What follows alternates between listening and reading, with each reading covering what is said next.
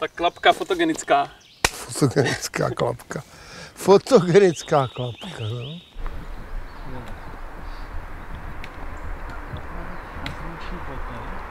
Sociálka mi spočítala, že do důchodu budu 73 letech. Pěkný. Tak, na to ještě vůbec nemyslím. Za 10 let to už ani nevídu tady. Měl jsem operace kyčlí, kdy jsem fakt jako měl problém, že mě to hodně bolelo i při chůzi, i vlastně při lezení, takhle nejhorší bylo oboucí boty teda. Při lezení to šlo a při chůzi, ale jsem fakt málo, protože doštrachat se do skal a líst, bylo to pro mě takový,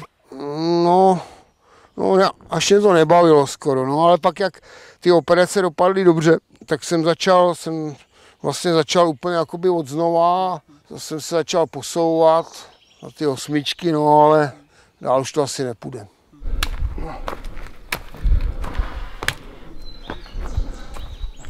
Po schodech, po schodech.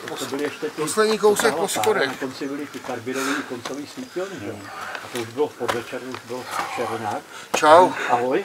Že ty cesty, co jsem nevylez, ty těžký, ty už nikdy nevylezu a opakování cest, to je akorát vzpomínkový optimismus, to je blbý, to je. Mám si vzít tohle tričko nebo jiný? Klidně, jaký chceš, nebo Nevidím bez brýlí. To není potřeba. Ty srandovní nějaký, ne? A tohle taky budete točit ten spodek? Jo, budeme. Toho se trochu budu bát, no. Minule jsem to nedávno teda, ale stejně se to trochu budu bát. No, smyčky beru, všechno možný. Ale já to tam přesně si nepamatuju, co tam je, tak si radši toho vemu víc. Vím, že to dělá Slavošířená, nevím, asi v 660. bych tak typoval. To byl takový bohém. Snad nějakou básnil, hrál na kytaru a byl takový docela showman, no. Chodil s nějakou cikánkou, když mu bylo asi 50, jí bylo asi 20 a říkal oni, že to je brazilská studentka třeba a takový. Ale nezažil jsem ho, ale teď tady byl jeho syn Kuba a ten je bezvadnej teda, no. Strašně dobrý kluk, sranda s ním je. Asi nechodí s 20letýma cikánkama teda, myslím. Ach, ty vole. Ale on už měl to. Já to nemyslel. To bude hrozně funění v tom mikrofonu, ty vole.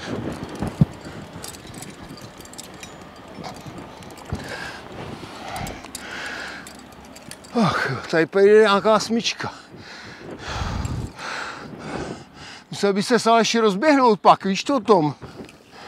No člověče, ta noha mě teďka bolí trochu, ta sešroubovaná. Asi si pak dojdu teda to vyndat. No, k prvnímu kruhu to je po dobrých chytech a po dobrých vstupech, ale musí člověk se dívat, nesmíš do toho jít prostě musíš si tam najít chyt, který je jakoby zaplouvák na prsty a pak to jde celý vylízt úplně bezpečně, ale jakmile už začneš trochu tak, jako říká se tomu vít na kruh, že vlastně už abych byl u kruhu, abych už měl cvaknuto, abych už tak to je blbý, protože tam fakt se to trošku zprava, tam ty chyty jsou, a v podstatě nadlezeš, že ten kruh se cvaká úplně v pohodě a právě když tam lezeš nějako přímo, třeba se k němu hrneš už, aby ho měl cvaklej, tak to je podle mě jedna z možností, kdy tam může schrastit někdo.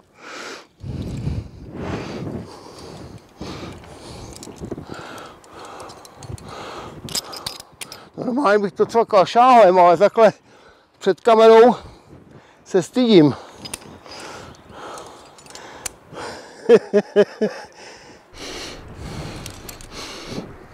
Pak to je dobrý, akorát, že to je dlouhý, smyčky tam jsem dával 3, docela, myslím, že 2 z nich by úplně 100% udržely a není to tak těžký, prostě hranový lezení. A už lezu do slunce, ty vole.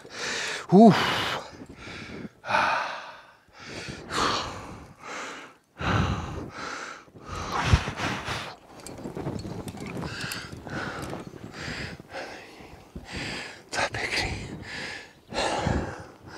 Saint-Tropez. Ještě jsem les trochu ve finále. Takže to teplo znám.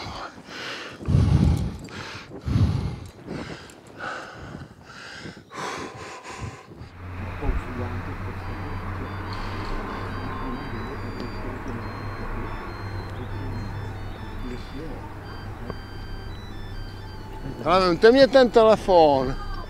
Někdo. A jestli to jsou s tou baterkou. A už jsou tam v Machově. Tak ať to jde do garáže. Ať tam zazvoněj, mamka vykoukne. Ty plotny mám na solo teda, tyhle obě, i malou i velkou. Já chodím programuje na solo líst, nebo jsem chodil, protože potřebuješ mít času. Jo, protože s nějakým parťákem se domlouváš, pak to všechno trvá dlouho a to, tak když máš 2 hodiny času, protože já chodím dost po práci, jsem chodil líst, abych se udržel, nemyslím si jako v kondici, ale třeba ty záda mě nikdy moc nebolely tím, že jsem je vždycky protáhl a tak, takže vlastně jsem chodil rád si zalíst většinou na nižší skály, někde kolem Turnova, ale když pak to bylo příhodný, tak jsem šel i sem, no. Trošku do převisu. Maličko. A já už jsem rád za každou cestu, kterou v pohodě vylezu.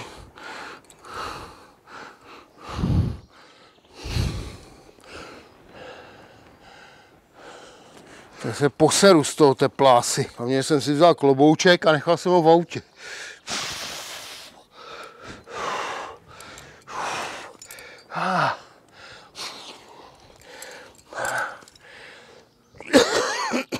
Já jsem přišel s dobou, kdy vlastně tady ty skobovačky v podstatě už byly vylezeny nebo se už dolejzaly, protože já jsem tady začal jíst tak v 82. 3. dost s bobuláčem a to už měli všechny ty kadálkové převisy a to už všechno bylo přelezený.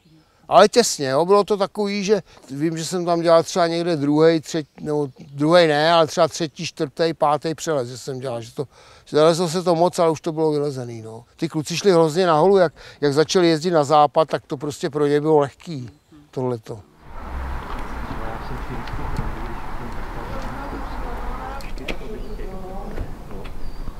Spolulezec byl Aleš Sedlák, je to doktor vlastně, který se specializoval v dřívější době na ruce, ale teďka už, protože už je docela už přesluhuje nebo začíná přesluhovat, tak slouží na ambulanci v Turnově. Vždycky, jakmile mě něco je, tak za ním jdu, takže když jsme šli do skal, tak říkal, to je po roce asi co tě nevidím jenom v ordinaci. S Alešem se znám, ty vole, 10 let, možná i víc. On kamarádil s mojí manželkou. To je můj osobní doktor přes zlomeniny. On je rád, když mu něco vyvedu. On leze rád, ale jak na to nemá moc času, tak mu to moc nejde. No. Ale baví ho to a to je hlavní. Dá se to, ale já si myslím, že buď to takhle hranou, anebo trošku zprava, že to bude lehčí. No, rovně nemusíš. Lez to jak chceš. Tě jistím zodpovědně, spím jenom trošku, to... Vedro na prsty. Ale vylez to, krásně. Vylez jsem to a nemusel sně. No, to bylo jasný.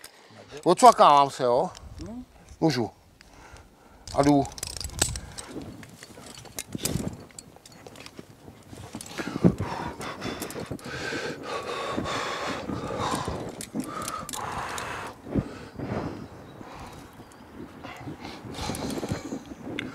Od toho štandu nahoru, tam je několik možností, dá se to i líst takovou spárkou, ale buď to abys tam dával smyčku a se s tím štrachal, to je taková, nechce se člověku a když bys tam spadl, tak právě spadneš sice málo a do plotinky, takže radši to oblízt zprava, tam to je úplně zadarmo a vlastně pak jsou hodiny a ještě jeden nějaký hrot tam je.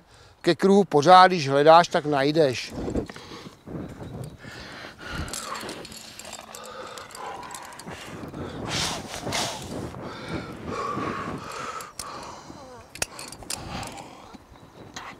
Tak Aleši, jsem cvaklej, lezu dál. No, smyčka hodiny, docela dobrý. Jako nevím, jestli 100%, ale hodně dobrý.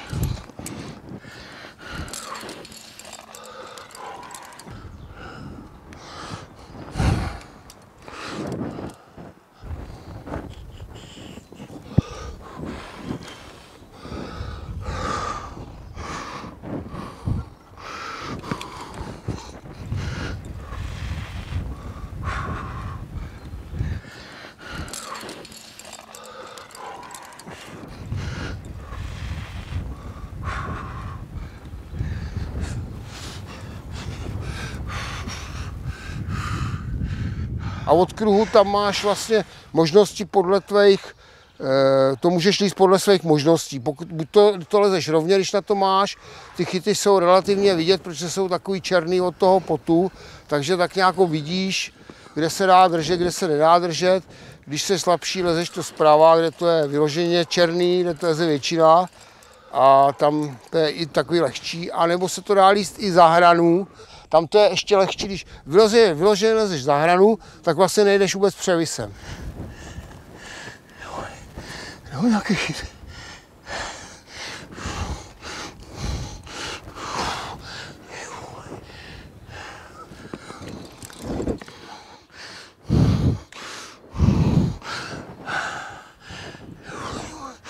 Jsi spadnu, ty vole.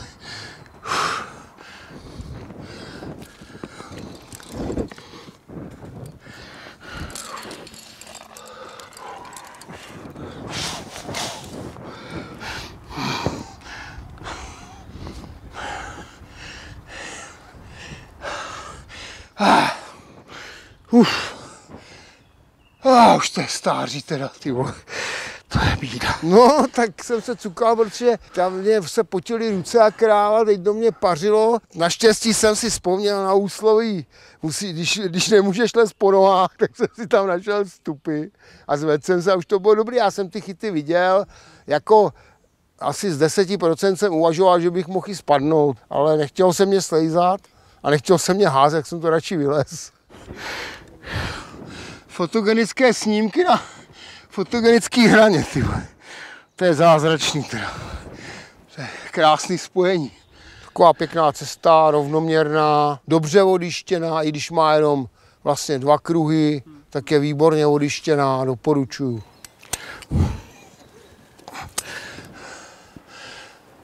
Tak já pádím na. Doporučil bych jim lidem, kteří lezou v pohodě 7 a třeba maximum mají 7C, tak si myslím, že pro ně to bude ještě docela dobrá cesta. No.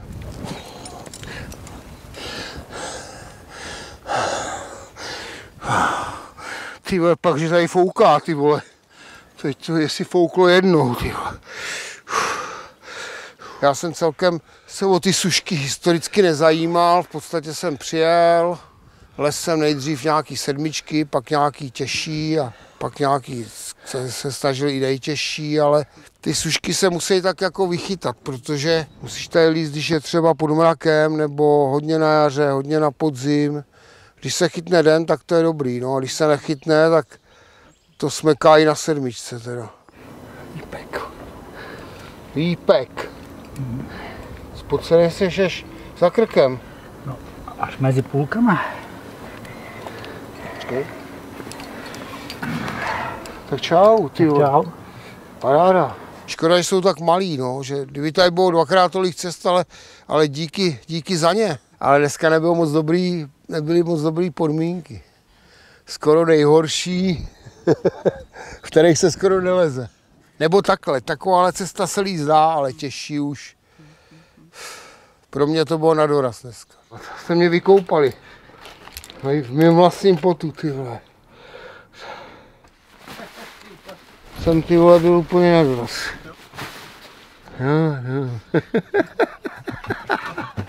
To je to lezení, jo. Tu krásu z lezení je překonání toho strachu. Určitě. Ne ty cesty, ale Určitě. protože máš strach a vyhráš na ní. Jo, to je. A strach teda mám.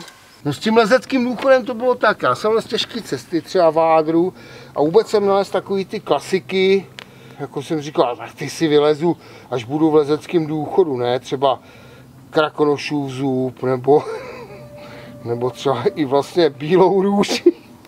No a pak najednou ten důchod nastal tak rychle, že už se na ty skály nikdy nepodívám.